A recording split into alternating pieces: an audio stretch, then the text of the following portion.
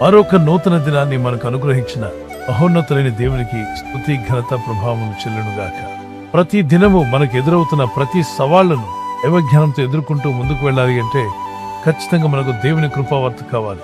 దేవుడు అనుగ్రహించిన అనేక కృపావార్తలు కలిగిన ఈ పరిశుద్ధ గ్రంథంలో నుండి ప్రభు నేడు మనకిచ్చిన వాగ్దానాన్ని ధ్యానం చేసుకుందాం.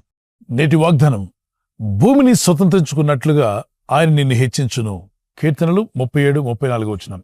He will exalt you to inherit the land. Psalms 37:34.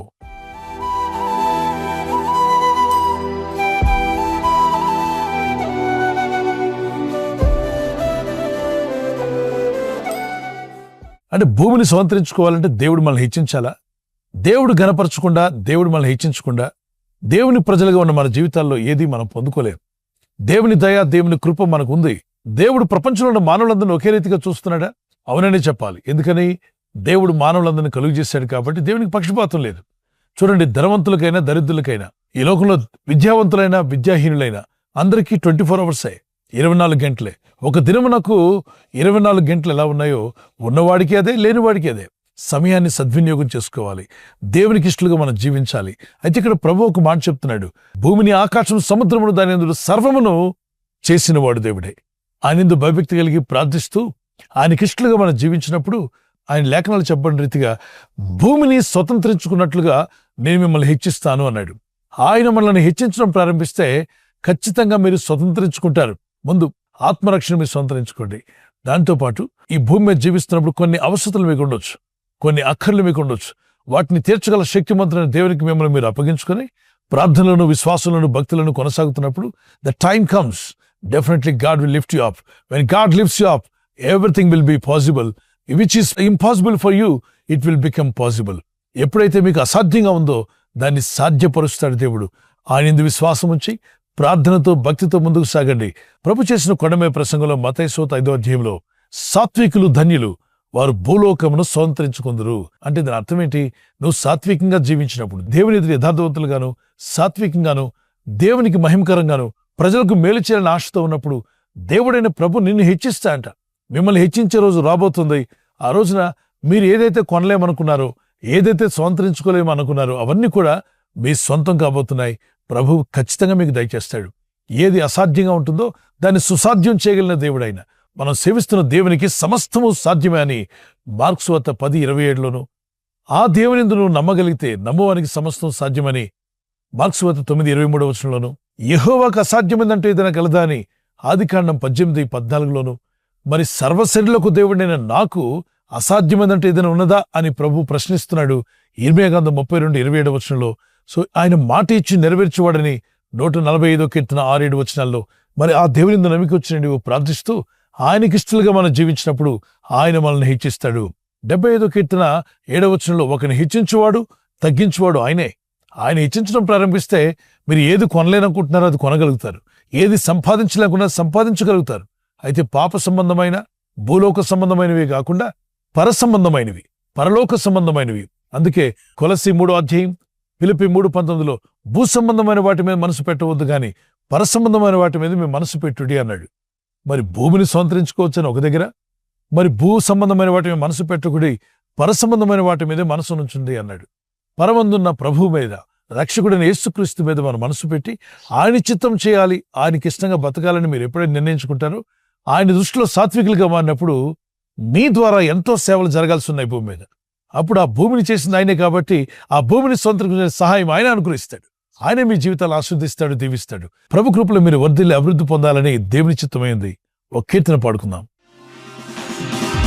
ఏమి లేని నాకు అండగా నిలచితివి, ఎవరు లేని నాకై తోడుగా నీ ఉంటివి. ఏమి లేని నాకు అండగా నిలచితివి, ఎవరు లేని నాకై తోడుగా నీ ఉంటివి. నీ మహిమైశ్వర్యముతో నా అక్కరలు తీర్చితివి, నీ మహిమైశ్వర్యముతో నా నా అక్కరలు తీర్చితివి. నా జీవము నా కోటయు నా కేడము నీవే, నా రక్షణ నిరీక్షణ నా దేవుడవు నీవే. నా జీవము నా కోటయు నా కేడము నీవే, నా రక్షణ నిరీక్షణ నా దేవుడవు నీవే. నిత్య జీవమునిచ్చే దైవము నీవేనయా, నా రక్షణ కర్తవు నీవే నా యేసయ్యా. We see the missionary works, mission schools, mission educational institutions, hundreds of acres all over the world, they all possessed. How they got it? God lifted them up because they are doing a good thing for society. When they started doing good things for society, people, God will lift you up. God will definitely will bless you.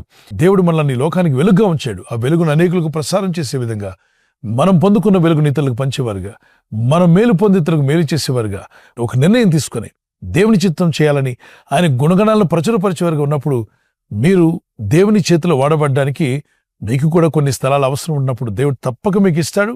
మీరు పొందుకుంటారు. అది ఏది అసాధ్యం అనుకుంటున్నారో అది సాధ్యం కాబోతుంది. ప్రార్థన చేసుకుందాం.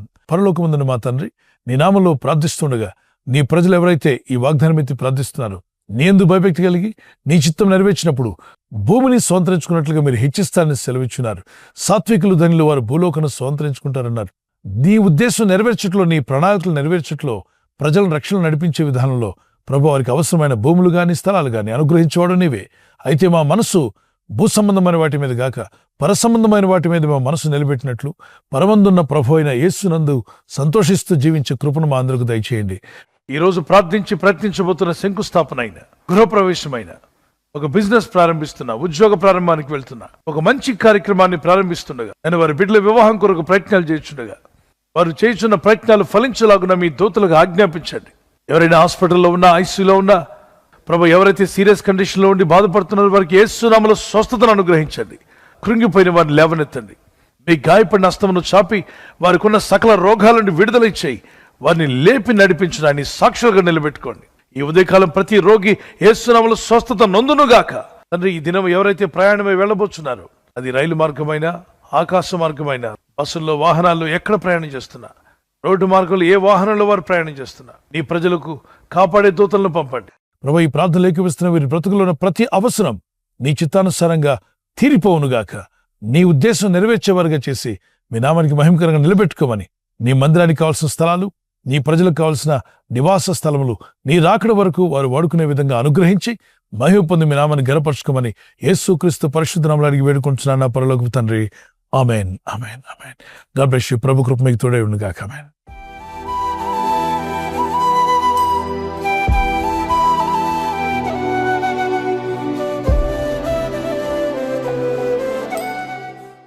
బర్త్డే జరుపుకునే వారికి మరొక వాగ్దానము. Happy birthday to you. Many more returns of the day. ప్రభు మిమ్మల్ని దీవించి బలపరచును గాక. నువ్వు పైవాడుగా ఉండవు కానీ క్రిందవాడుగా ఉండవు. You will always be at the top, never at the bottom. దేవుడు నిన్ను ఎప్పుడు పైవానిగా ఉంచాలని కోరుచున్నాడు. Not the bottom but on the top. May God bless you with this promise. అయితే మీరు ఆజ్ఞలు గైకొన్నప్పుడు అవి జరుగుతాయి. ప్రార్థించండి, వాక్యానికి లోబడండి, బైబిల్ చదవండి. చిన్నారులు, పెద్దలు, అన్ని వయసుల వారికి happy birthday to you. Many more returns of the day. May the lord bless you with the showers of blessings. మరి దేవుని కృపలో, ప్రార్థనలో, విశ్వాసంలో ఎదిగి వర్ధిల్లుదురుగాక. God bless you. We are praying for you. Happy anniversary. Those who are celebrating anniversary, may God bless you. Many more returns of the day. May the lord help you to celebrate. ప్రభు అక్కడ ఆలస్యమైతే silver jubilee, golden jubilee, అలాగే platinum కూడా జరుపుకునే కృప దేవుడు మీకు ఇచ్చునుగాక. మీకు వాగ్దానం. మొదటి యోహాను పత్రిక 2వ అధ్యాయం 17వ వచనం. 1 John chapter 2 verse 17. దేవుని చిత్తంను జరిగించేవాడు నిరంతరము నిలుచును. దేవుని చిత్తం జరిగించేవారు నిరంతరము నిలుస్తారు. The man who does the will of God lives for ever. మరి ఎల్లప్పుడూ జీవించాలనుకున్నట్లయితే దేవుని చిత్తాన్ని నెరవేర్చే భార్యగా, భర్తగా మీరు ఉండండి. భార్య భర్తకు లోబడాలి, భర్త భార్యను ప్రేమించాలి. మీ ఇద్దరు ఐక్యత కలిగి ఉండడం వల్ల మీ కుటుంబం దీవించబడుతుంది, మీ ఇల్లు దీవించబడుతుంది. దేవునికి ఆనందం, మీకు సంతోషం. God bless you. మీ దాంపత్య జీవితంలో దేవుడు కృపనిచ్చి బలపరిచి సమాధానంతో నడిపించునుగాక. ఆమేన్. విడిపోయిన భార్యాభర్తలుంటే కలపబడుదురుగాక, సమాధానం కలుగునుగాక. ఆమేన్. ఈ ఛానల్ ను మీరు సబ్స్క్రైబ్ చేసుకోవడం వలన 2 పనులు జరుగుతున్నాయి. ఒకటి, సువార్త జరుగుతున్నది, ఆత్మలు రక్షించబడుతున్నాయి. రెండవది, పేదలకు అనాథలకు ఈ ఛానల్ ద్వారా సహకారం అందించడం జరుగుతుంది. మనం సబ్స్క్రైబ్ చేసుకోవడం వలన అందరికీ సహాయం చేసిన వారమవుతున్నాం. ఖచ్చితంగా ఈ యూట్యూబ్ ఛానల్ ను సబ్స్క్రైబ్ చేసుకొని బెల్ బటన్ ను క్లిక్ చేయండి. మీకు వెంటనే మెసేజెస్ పంపబడతాయి.